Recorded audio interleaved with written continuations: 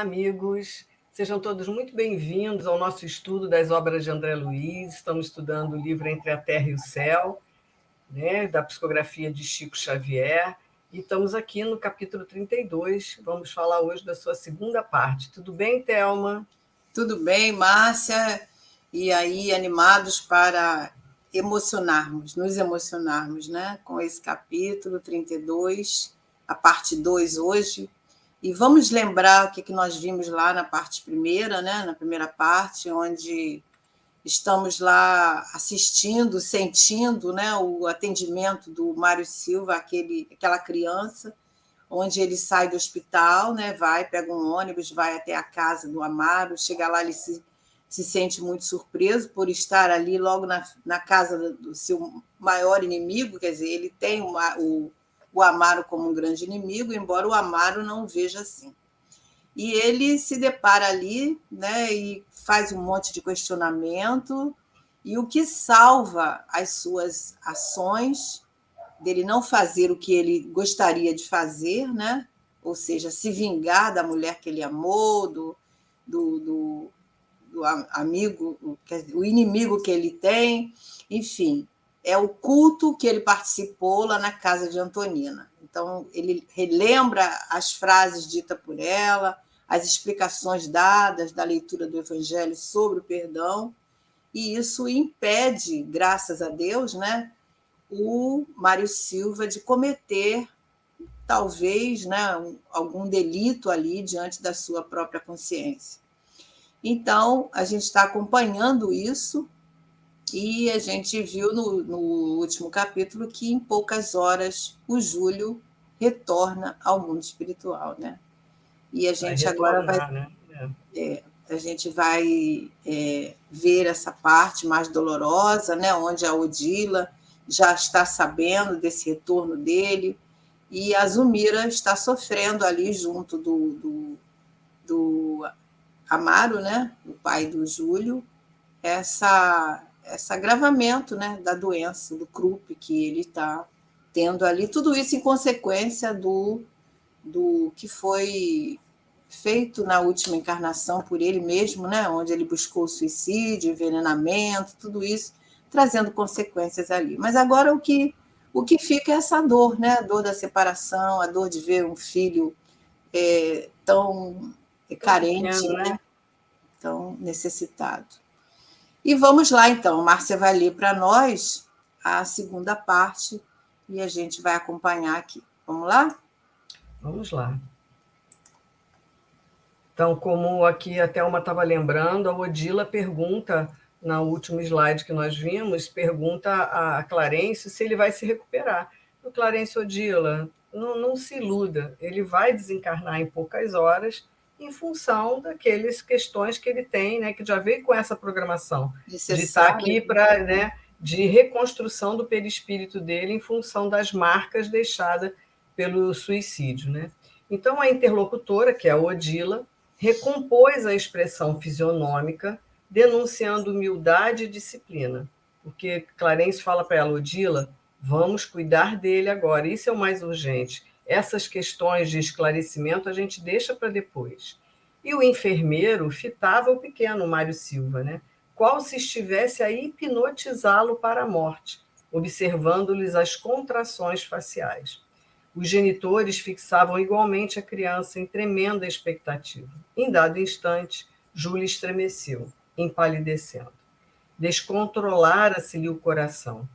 Examinando-lhe o pulso, Silva, agora aterrado, procurou os olhos de Amaro, aflito, e solicitou em voz menos dura. Convém a presença imediata do nosso médico, né, do facultativo. Receio um choque anafilático de consequências fatais. Então, ele já estava vendo que o menino não iria durar muito, era melhor ter a presença de um médico ali, né? Uhum. Mas a gente vê que ele já fala com uma voz menos dura, porque até então ele estava numa raiva só, né, Thelma? Envolvido pela vingança, pelo desejo, né, de vingança e do ódio, né, que o ódio cega, né, a gente, deixa a gente totalmente em desequilíbrio, né? E a gente viu, já desde o último capítulo, você comentou o quanto que ia à casa da Antonina. No mesmo dia, quando ela faz o culto no lar, cair sobre o perdão, o quanto todas as inspirações de Clarencio através dela faz com que várias frases fiquem na cabeça e no coração dele. Isso é que faz ele amenizar as atitudes que ele tomou ali na hora de cuidar do Júlio como enfermeiro. Zulmira deixou escapar um grito rouco, sendo socorrida pela carinhosa Evelina, a filhinha dela, né? Enquanto o ferroviário, quer dizer, o Amaro, se despejava porta fora em busca do pediatra. Minutos longos de espera foram vividos no quarto estreito. Uma hora escoou, vagarosa e terrível. Preocupado, o médico auscultou a criança e, logo após, convidou o pai desolado a entendimento mais íntimo, anunciando: surgiu o colapso irremediável. Infelizmente, é o fim. Se o senhor tem fé religiosa, confiemos o caso a Deus. Agora somente a concessão divina. Amaro, consternado, baixou a cabeça e nada respondeu. A gente fica imaginando, né, Thelma, se isso acontece. Poxa, a cena, né? Aquela cena, aquela dor, né? Não é fácil, por mais espiritualizada que seja, mais equilibrado que seja, porque o Amaro é um espírito equilibrado, né? E forte, mas é muito duro, né?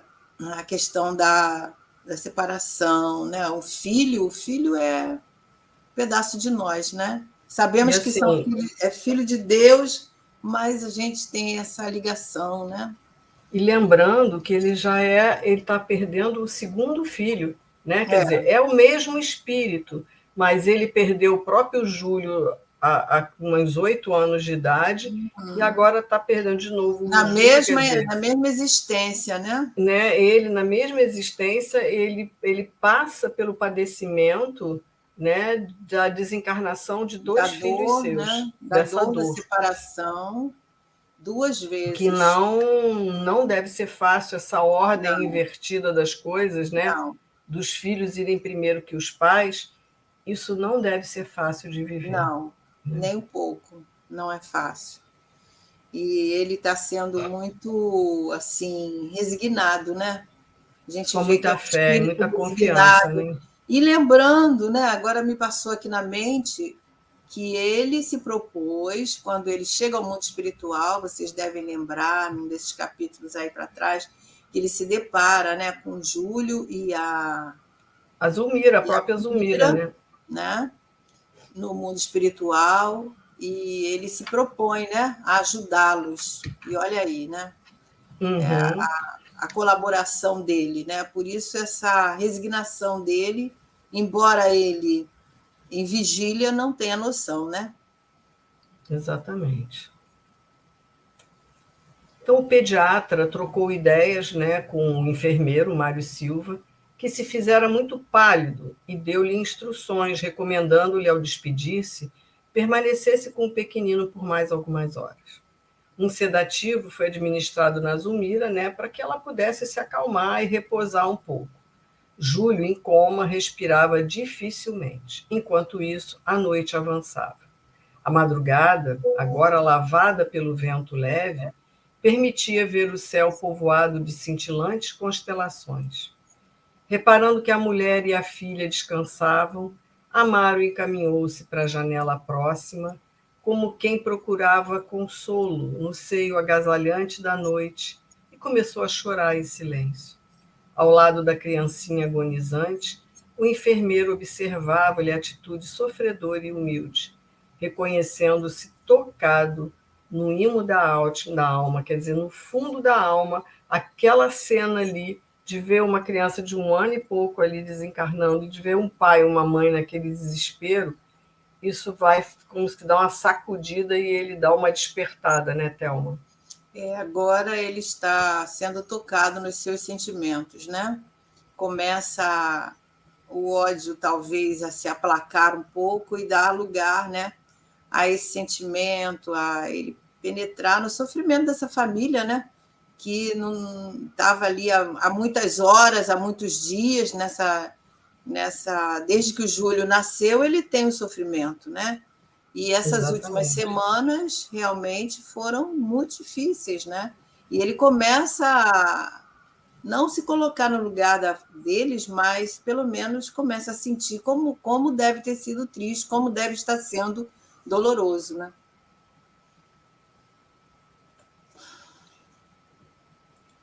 E aí ele começa a se questionar, né? Por que lutara contra semelhante inimigo? Pensava em si mesmado. Amaro assemelhava-se a uma estátua de martírio silencioso. Estava ali, cabisbaixo e vencido, no lar modesto em que era um homem de bem, devotado à retidão. De certo já havia amargado muito, o rosto sulcado de rugas precoces que lhe detinham o pranto, falava da cruz de experiências difíceis que lhe pesava nos ombros. Quantos problemas inquietantes teria defrontado no mundo aquele homem dobrado pelo rigor da sorte? Como pudera ele, Mário Silva, ser ali tão cruel? Rememorou as passagens da hora do estudo e prece, entendendo, enfim, que o evangelho estribava-se nas melhores razões.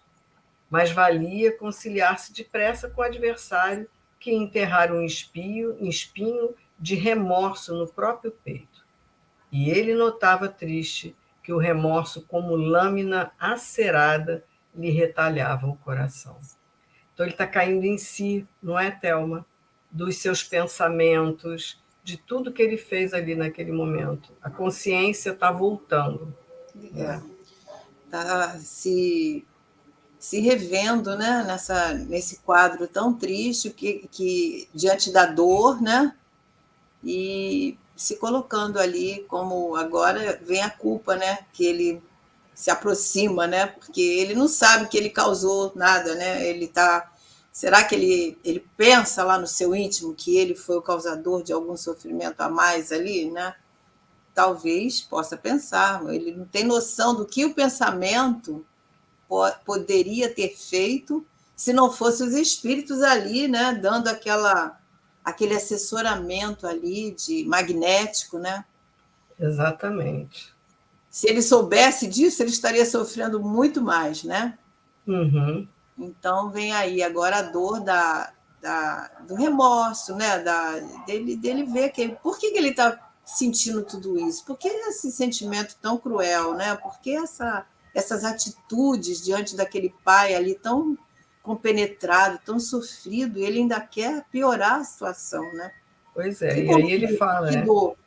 que ele rememora as passagens da hora do estudo e prece e cai em si, né, das palavras da É. Antonina, né, que não tem como fazer um mal assim, né? E aí, sabe o que eu estou pensando agora aqui? É o seguinte, que às vezes a gente, até nas nossas experiências mediúnicas mesmo, né, a gente vê um espírito que está trazendo a sua dor, está relatando ali a sua vingança, seu desejo, e a gente às vezes vê esse espírito como um malfeitor, como Uhum. né? A gente tem que enxergar nessa pessoa, como estamos vendo agora no Mário Silva, um sofredor, né? Porque ele Exatamente. sofre com todo esse sentimento. É como se fosse um obsessor mesmo, né?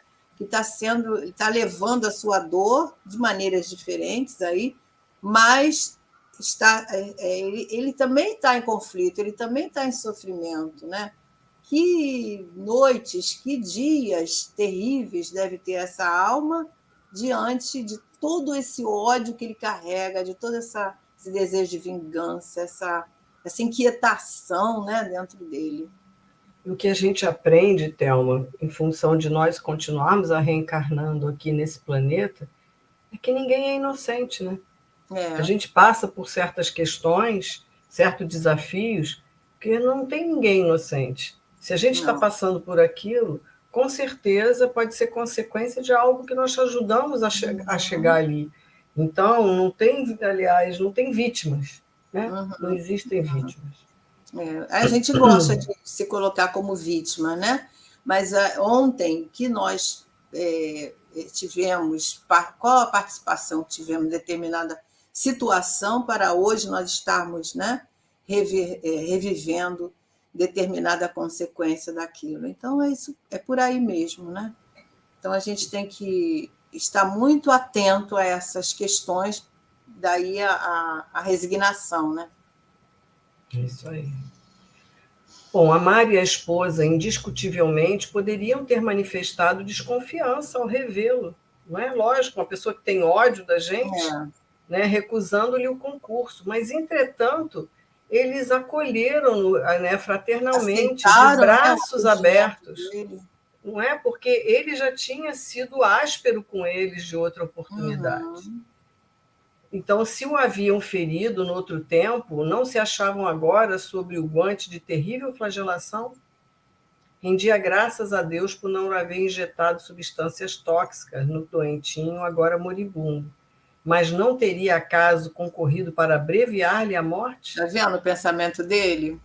Já está cheio de remorso aqui, Já está né? cheio de remorso. Se ele soubesse, que nós falamos ainda há pouco, se ele soubesse o que os pensamentos dele, né, estavam ali sendo Emanando para Júlio, emanando, e se não fossem os espíritos a protegerem, a fazerem aquelas proteções magnéticas, né, poderia ter acontecido. Se ele soubesse disso, ele estaria sofrendo muito mais. Então ele experimentava o desejo de abeirar-se do pai desditoso, tentando confortá-lo, mas sentia vergonha de si mesmo. Durante quase 2 horas permaneceram ali os dois, calados e impassíveis. A aurora começava a refletir-se no firmamento em largas riscas rubras, quando o ferroviário abandonou a meditação, aproximando-se do filhinho quase morto. E aí a gente vai ver agora que Amaro, né, vai fazer uma prece, né, pedindo forças. Muito sentida, né? E por isso que a gente disse que ele é um espírito resignado, um espírito que já, como foi dito pelo próprio André Luiz, né, descrevendo aí o as suas vivências, né? Nessa mesma encarnação, quantas coisas ele já passou, e o sofrimento, a dor, a dificuldade, né? Ela faz com que a gente vai ficando forte, né? Nós vamos ficando, é por isso que Emmanuel diz, né, que a fortaleza é adquirida nas tempestades, né? No sofrimento, nas aflições, a gente vai ficando mais forte, porque quanta coisa o Amaro passou, né? 2 desencarnações de um filho, porque Isso. a gente Da já falou, né? esposa, da primeira A esposa, esposa, que ele o gostava o muito. problema obsessivo da segunda esposa, que não foi fácil, né? Então, muitos sofrimentos. E a gente vê aí que ele é um espírito forte, né? Que está resistindo. E agora ele vai fazer a prece, que vai nos deixar bastante emocionados também, né? Isso. Então, num gesto comovente de fé, retirou da parede velho crucifixo de madeira e colocou-o à cabeceira do agonizante.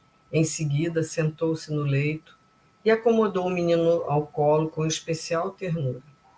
Amparado espiritualmente por Odila, que o enlaçava, demorou o olhar sobre a imagem do Cristo crucificado e orou em alta voz: Divino Jesus, compadece-te de nossas fraquezas. Tem meu espírito frágil para lidar com a morte. Dai-nos força e compreensão. Nossos filhos te pertencem, mas como nos dói restituí-los, quando a tua vontade nos reclama de volta. E aí o pranto embargava-lhe a voz, mas o pai sofredor, demonstrando a sua imperiosa necessidade de oração, prosseguiu. Podemos prosseguir, né, Thelma? Se é do teu desígnio que o nosso filhinho parta, Senhor, recebe-o em teus braços de amor e luz. Concede-nos, porém, a precisa coragem para suportar valorosamente a nossa cruz de saudade e dor. Dá-nos resignação, fé e esperança. Auxilia-nos a entender-te os propósitos e que a tua vontade se cumpra hoje e sempre. E jatos de safirina claridade escapavam-lhe do peito, envolvendo a criança, que pouco a pouco adormeceu.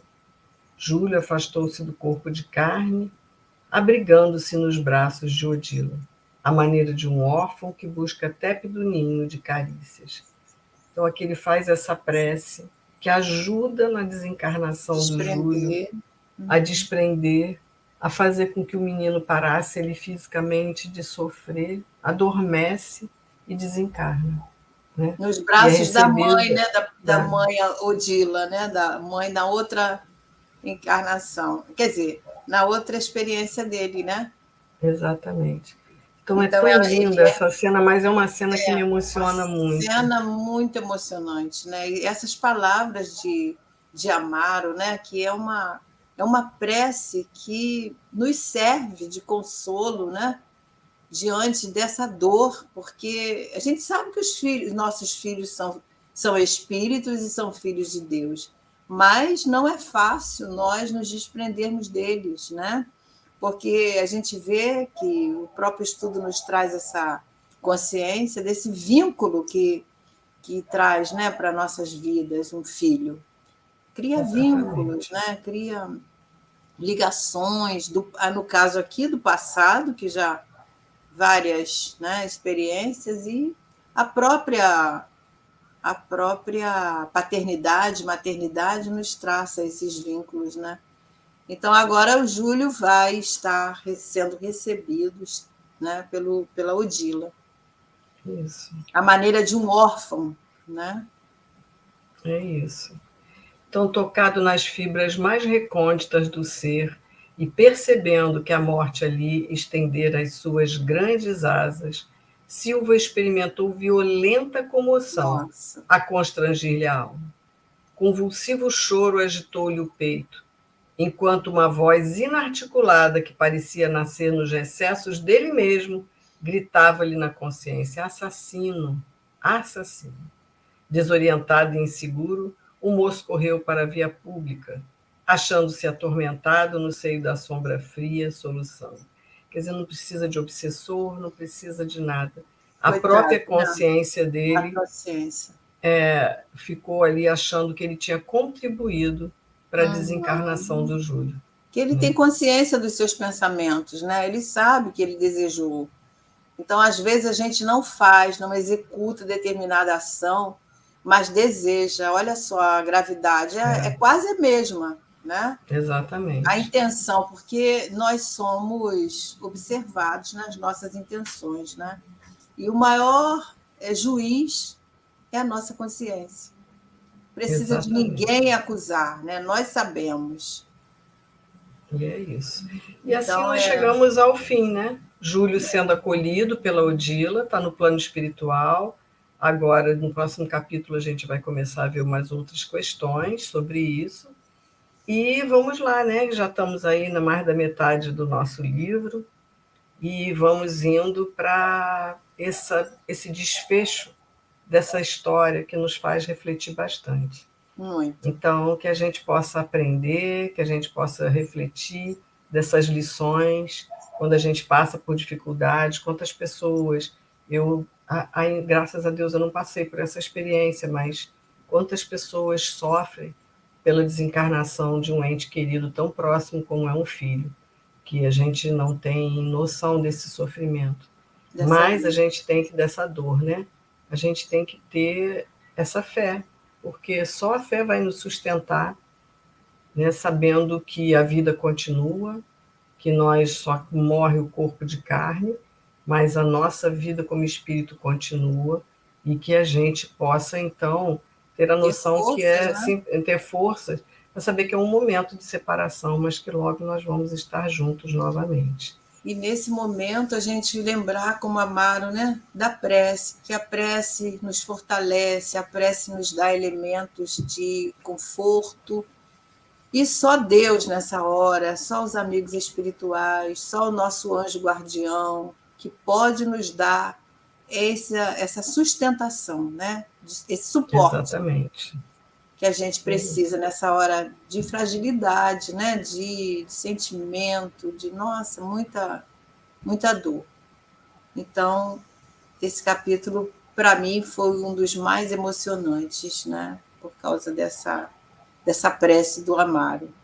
Isso aí. Então, até a próxima semana, Márcia. Até lá, amigos. E gratidão por tudo, né, que a gente recebe nesse aprendizado com o André Luiz. A gente só tem que agradecer, né, a Deus, a Jesus, porque isso tudo vem para nós, né? Vamos utilizar na nossa vida. Então é isso, que a gente possa se encontrar na próxima semana. Um abraço, Thelma, um abraço, um beijo no coração de todos aí e até o nosso próximo encontro. Fiquemos todos com Deus. Se Deus quiser, fiquemos com Jesus. Até lá.